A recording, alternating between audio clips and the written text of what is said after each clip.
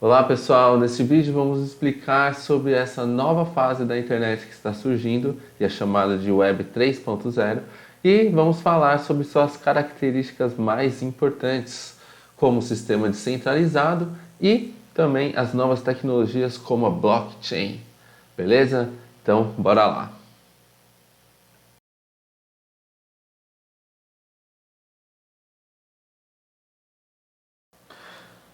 Bem, para entender esse novo sistema que está surgindo e ainda está em construção, vamos percorrer o caminho dos sistemas anteriores, a Web 1.0 e a Web 2.0. Né? A internet começa a se tornar mais popular na década de 1990. Essa é a Web 1.0, sendo que em muitos países como o Brasil, a conexão era feita, né, pelo telefone ainda, o que deixava tudo muito lento, né? Era uma velocidade de transmissão de dados muito baixa, o que limitava bastante o que era publicado. Por exemplo, simples imagens podiam demorar horas para serem carregadas. Por isso que músicas e vídeos eles eram extremamente difíceis de serem utilizados e quando eram utilizados eram muito curtos. Essa era uma internet muitas vezes chamada de read only, né, ou leitura apenas, porque as pessoas utilizavam a internet muito para lerem seus e-mails, até porque era difícil, né, publicar conteúdo. Então, para gente que está vivendo agora, até estranho. Por isso que os websites pessoais eram coisas raras. A gente acabava que não tinha muita essa possibilidade de escrever e ficar publicando nessa época. Então, começaram a surgir também os grandes portais, né? Que aí, nesses grandes portais, que se publicavam mais notícias, matérias e também disponibilizavam contas de e-mail gratuitas. Eram conhecidos, né, internacionalmente o Yahoo e aqui no Brasil a gente tem o UOL. A propaganda, então, elas eram feitas através de banners tipo esses, né, que eram colocados nesses grandes portais. O modelo de organização era de informação estruturada, né? E as ferramentas eram bem limitadas, né? A gente tinha o começo do HTML, como tudo era muito pesado, então começou a utilizar o Flash, programa mais antigo, que usava imagens vetoriais. Então, entrando aqui na Web 2.0, né? Ela se inicia por volta assim, dos anos 2000, quando os usuários começaram a poder interagir e criar mais no mundo virtual. Olha só, os blogs pessoais começaram a fazer sucesso. Agora as pessoas podiam postar conteúdo de maneira simples e o que eles postavam podia, né, chegar a milhares de pessoas agora. Então, é uma era, né, que ficou conhecida por criação de conteúdo. A pessoa podia estar aqui no seu computador e transmitindo as suas opiniões, matérias, notícias, sem ser tão saindo apenas só dos grandes portais. Tá certo? E aí a gente tem o surgimento das redes sociais, né? Quando elas vieram, acabaram mudando, né, a forma como as pessoas usavam a web. Celebridades de internet começaram a surgir com os milhares de seguidores e likes, né, que a gente tanto está acostumado. Enquanto isso, algumas poucas grandes corporações aproveitaram para coletar os dados de bilhões de pessoas que utilizavam seus sites, serviços e aplicativos, como o Google, né, e o Facebook, usando os dados para otimizar os serviços do que? De anúncios. E aí eles têm nossas informações do que a gente faz, como a gente age, né, e acaba usando essas informações e vendendo essas informações também para outras empresas, diminuindo assim a privacidade dos seus usuários. Uma parte da tecnologia que também é muito importante nessa era da Web 2.0 é o sistema de armazenamento na nuvem, né? E ela surge e facilita o acesso aos arquivos sem depender de um lugar físico para guardá-los. Hoje em dia é comum a gente ter, né, os nossos arquivos não apenas no nosso computador, algumas vezes nem temos no nosso computador, mas utilizamos ferramentas de armazenamento na nuvem, então fica tudo na internet para ser acessado de qualquer lugar que a gente quiser e compartilhado também. Bem, então vamos passar aqui pelo nosso túnel da Web 2.0 e rumar aqui para a nossa, o que estamos falando nesse vídeo, principalmente, que é a Web 3.0, certo? A década de 2020 é quando se costuma dizer que a Web 3.0 começa a surgir e tomar forma, junto com o conceito de descentralização. Né? Esse conceito é importante, né, para o entendimento da Web 3.0, que é isso, né? É uma internet descentralizada. As tecnologias que já existiam há alguns poucos anos se tornaram mais acessíveis e populares também, principalmente o sistema de blockchain. E esse sistema acabou mudando novamente o funcionamento das relações e transações entre as pessoas na internet, né? Antes de explicar melhor, uma coisa que vale lembrar é que aí, na Web 3.0, por ser descentralizado, e o blockchain permite que os usuários possuam seus dados de identidade, não corporações, o que já é uma grande mudança. Bem, explicando aqui, né, o blockchain, o que é? O blockchain, ele armazena e valida periodicamente informações de transações em lotes, chamados blocos. Esses blocos são interligados em um conjunto como uma corrente.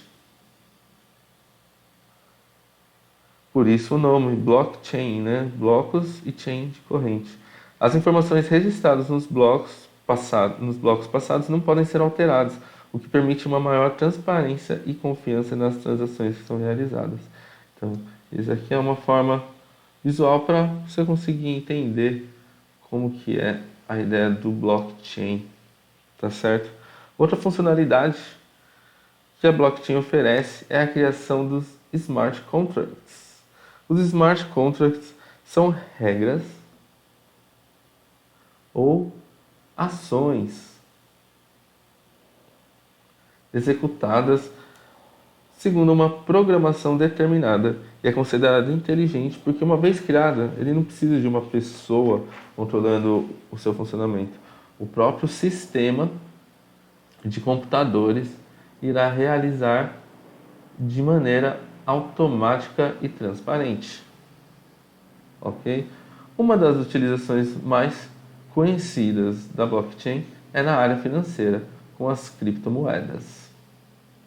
A primeira rede blockchain foi a do Bitcoin, amplamente conhecida, né?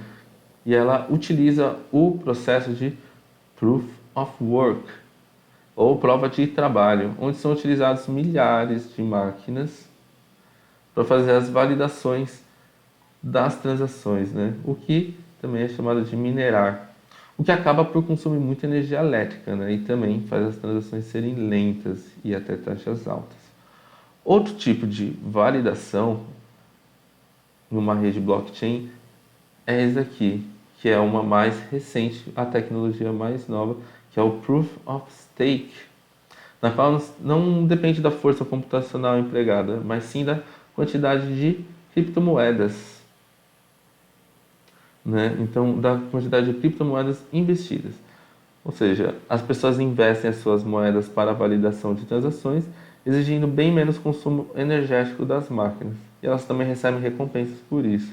Então, ao invés de você colocar necessariamente só máquina, várias máquinas, você vai colocar mais tokens, né, ou criptomoedas lá para validar, exigindo menos energia.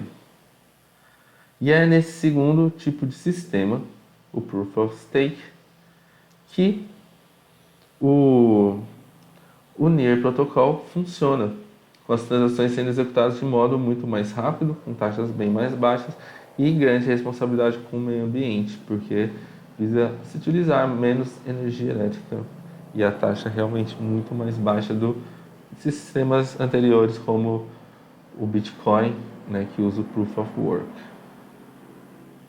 Certo? Então, voltando um pouco também, aqui ó, dentro desse meio das criptomoedas, existem as DeFi, que são, né, a abreviação para Decentralized Finance, que são aplicativos de finanças descentralizadas. Com eles é possível fazer transações financeiras como compra e venda de criptomoedas e até empréstimo, tudo através de contratos inteligentes, sendo as operações feitas pelo computador seguindo a programação que foi criada. Bem, além do grande uso na área financeira, a tecnologia do blockchain pode ser programada para rastrear e registrar qualquer tipo de valor, sendo ele tangível, como imóveis, carros ou terras, ou intangíveis, né, como propriedade intelectual, patentes, direitos autorais e obras de arte, surgindo assim, né, os NFTs. NFT é uma abreviação de Non-Fungible Token, que em português significa, né, token não fungível. Que aí, como a gente falou, o não fungível, ele seriam os produtos, né, criações intangíveis, como propriedade intelectual, patentes, direitos autorais e obras de arte. Um token é um símbolo eletrônico que representa um bem.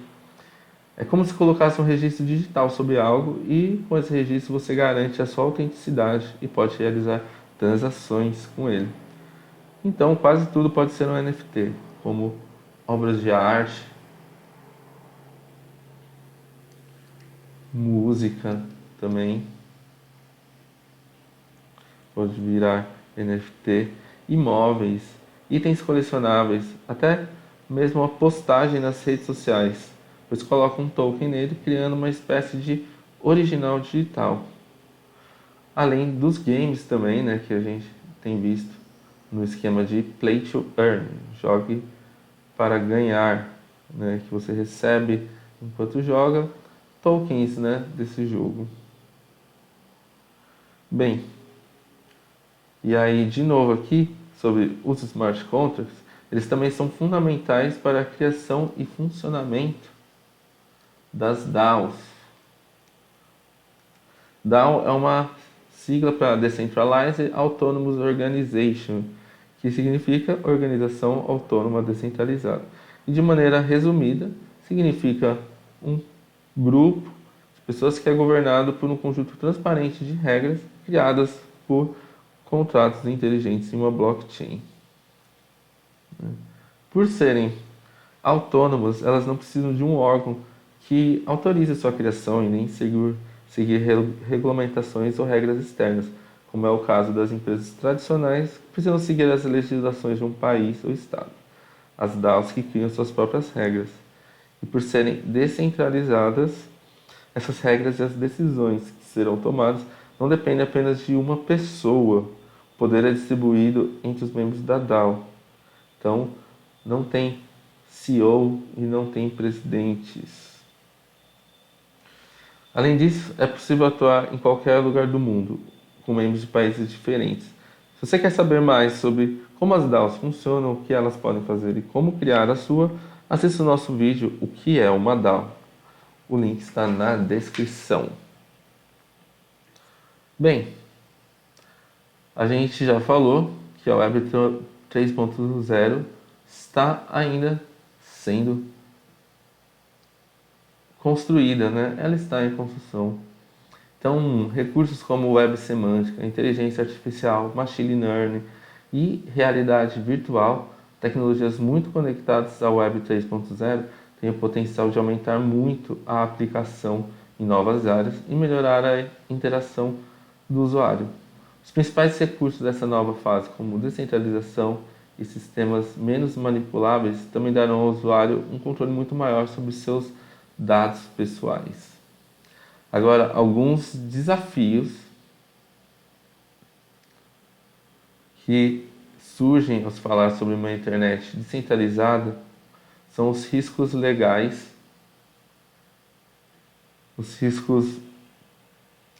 e regulatórios, assim como menos controle em postagens como discurso de ódio e desinformação.